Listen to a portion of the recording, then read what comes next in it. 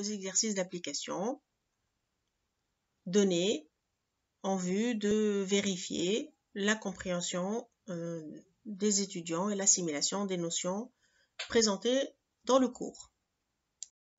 Premier exercice d'application, il s'agit de reproduire schématiquement la coupe de Mary Shorthouse, dessinée et conçue par l'architecte australien Glenn Murcutt, tout en délimitant par des couleurs différentes l'enveloppe, le couvrement et le système constructif.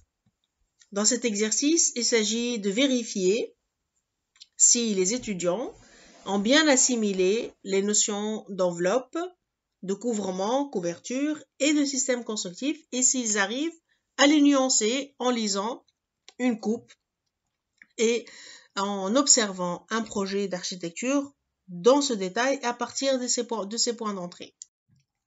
Nous allons faire la correction à partir des réponses des étudiants afin qu'ils assimilent davantage en se basant sur leurs propres erreurs. Donc, en voyant cette réponse d'une étudiante du groupe 4, on voit bien que l'étudiante n'a pas bien saisi le système constructif qui, lui, n'a pas cette forme rectangulaire et n'a pas bien saisi que le couvrement n'est pas autoportant et qu'il y a une continuité de l'élément bois en tant que structure secondaire pour pouvoir justement porter le couvrement. Dans cette deuxième réponse d'un autre étudiant, il y a également une confusion entre le système constructif en soi, qui est la structure primaire qui porte tout le bâtiment, et la continuité de la matière bois qui, elle, est utilisée comme support pour le couvrement. Ce sont deux choses différentes. Enfin, dans ce troisième exemple, pareil, donc l'étudiant a eu du mal à différencier entre le système constructif, entre l'enveloppe qui, elle, est rapportée, et entre il a différencié le couvrement, mais n'a pas compris aussi que l'élément bois qui était en continuité, qui ressemblait au système constructif, n'est en fait qu'un habillage et une continuité pour pouvoir justement poser ce couvrement qui, lui, va plus haut que le système constructif et a besoin donc d'un support. Donc, ces exemples de réponses sont pris uniquement à titre indicatif, donc je ne peux pas me baser sur l'ensemble des réponses des étudiants, mais c'est assez représentatif de ce que les étudiants n'ont pas pu comprendre. Sachant que cet exercice a été donné bien avant que les notions de couvrement, couverture et les notions de système constructif ne soient données. Donc, c'était fait exprès pour un petit peu vérifier si les étudiants maîtrisaient la différence entre ces éléments-là ou non, et voir après les notions et les cours s'il y a bien entendu une différence, s'il y a un écart et que l'étudiant maintenant saisit ces notions. Certains étudiants ont bien saisi la différence entre la structure principale porteuse et la structure secondaire qui, elle, porte le couvrement, ou vous pouvez aussi l'appeler la couverture, mais c'est surtout le couvrement qui vient par-dessus en extrados et qui a aussi la même nature. Donc la structure secondaire, elle est travaillée en bois aussi, de même nature que la structure principale, mais elle est différente, elle n'est pas porteuse du couvrement. Pareil, donc dans ces deux planches, donc on voit que les étudiants, les deux étudiants ont bien donc saisi la différence entre la structure primaire porteuse, c'est le système constructif porteur, et la structure secondaire qui, elle, porte le couvrement.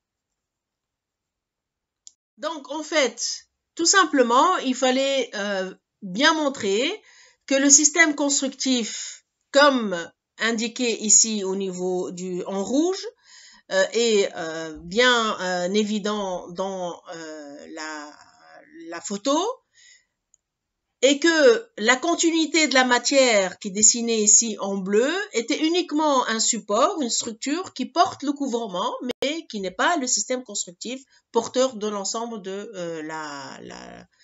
du bâtiment. Donc, ce n'est qu'une couverture en intrados, en bois, qui est dans la même matière, mais qui n'est pas porteuse de l'ensemble de la structure. Et puis le couvrement, bien sûr, qui vient par-dessus, qui est le couvrement en zinc.